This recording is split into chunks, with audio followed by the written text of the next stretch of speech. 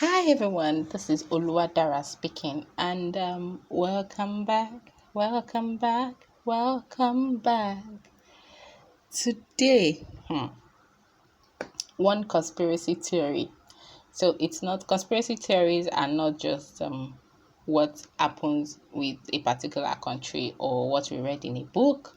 Say, oh, they actually mentioned this virus about 20 years ago, 30 years ago. In fact, it's explicit description, the method of transmission, the location it was going to be found, and many things like that. But so there's this thing where a lot of people feel or believe, or some people believe that this is actually a disease from God. That is God Almighty, the one that created the universe, to say, you know what, you guys have been far from me, or you guys have been doing things that are not particularly pleasing to me, and then for that reason, I'm going to just punish the world. Because come to think of it, as people say, or from what people say, I've not been following the news. I don't know if any statistics like that.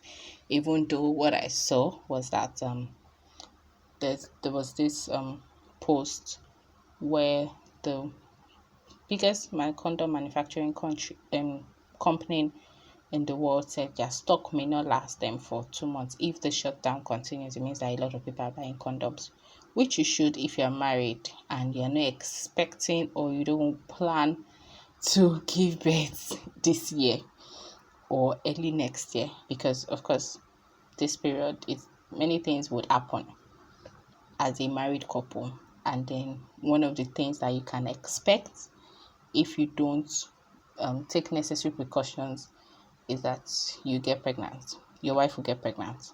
So condoms are a method to prevent that from happening. You enjoy the sex, but then it prevents the pregnancy.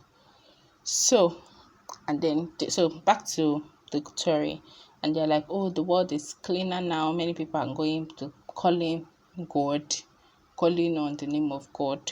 Many people are no more going out, because if you're a side chick, you're probably with your family at home. The husband is with his wife because he can't explain why he will be missing from home. Many things.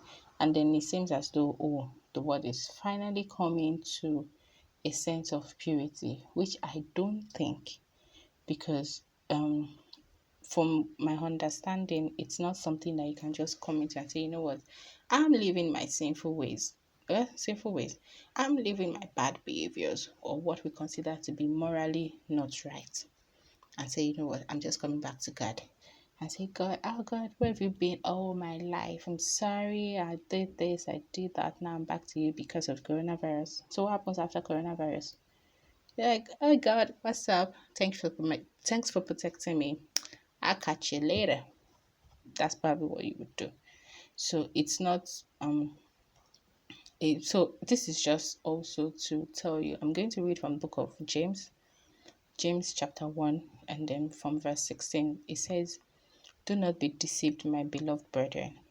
Every good and every perfect gift is from above and comes down from the Father of lights, with whom there is no variation or shadow of turning. So this is an express declaration. There are actually many other parts of the Bible that makes us know that the good things, the perfect things are from God, and then God does not is not the one that gives death.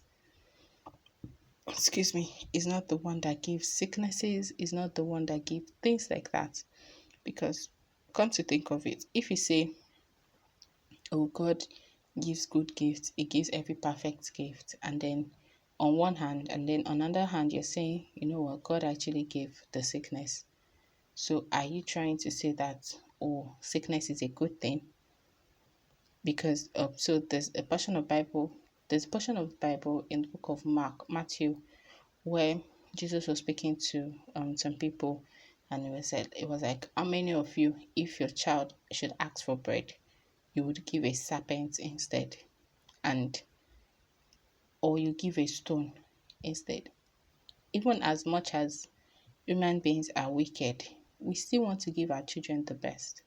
We still care for our children. I don't think there's any person that would for a seeming bad behavior decide to maybe treat the child with an infection, say, you know what, because you disobeyed me or because you've not been what I perceive to be a good person or a good boy, I'm just going to infect your lungs, and then you have difficulty breathing, and then you probably just die. Or maybe you just say, yeah, you know what, let's inject him with something that will be very, very terrible, and then maybe by the time he's recovering, half or three-quarter of his lungs is gone. So it's probably good to be dead.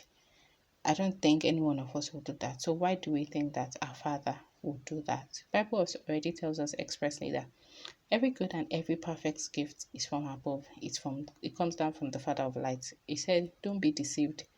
There are many stories that would seem right because it looks nice. Oh, there's no more sin. Well, let me not say there's no more sin in the word, but the word seems purer, cleaner, which I'm not sure about that. But yeah, so let's just leave it that way.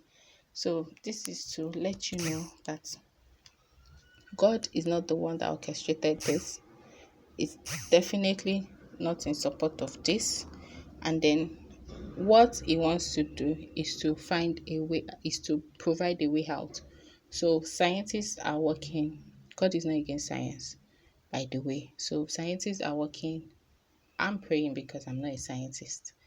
I'm praying that God gives the scientists the wisdom to be able to manufacture or discover medications, treatment methods that would cure this disease. Because the truth of the matter is, I know that God does not want this. God doesn't want a situation where everybody is panicking. God doesn't want a situation where people are afraid.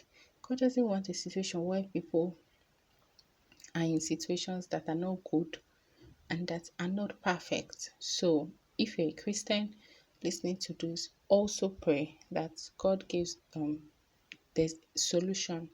Solution comes to eradicate the virus completely. That's the coronavirus, and you could even actually extend it to other um disease areas and say, you know what, we don't want this disease on the earth anymore, or we want it to be very treatable, so that when people come down with this infection, they're able to take medications and then they're fine to living their normal lives. Nobody's panicking, nobody's fidgeting, and all of that. So I think I'm going to stop here for today. I don't know if anything I said even makes sense. I feel it does. Yeah, I think it did. Is it did? It does. Whatever. So I hope you find this useful. I hope that it speaks to you. I hope it helps you out of the boredom. How is the boredom going? How is your end? Are you feeling okay? Okay. So till tomorrow, we'll come back for another episode of my my quarantine podcast. Yes, so we have a title for this podcast: Quarantine Podcast or Quarantine Gist, because I feel like we're gisting, even though I can't hear your voice now. It actually feels like we're gisting. So, all right.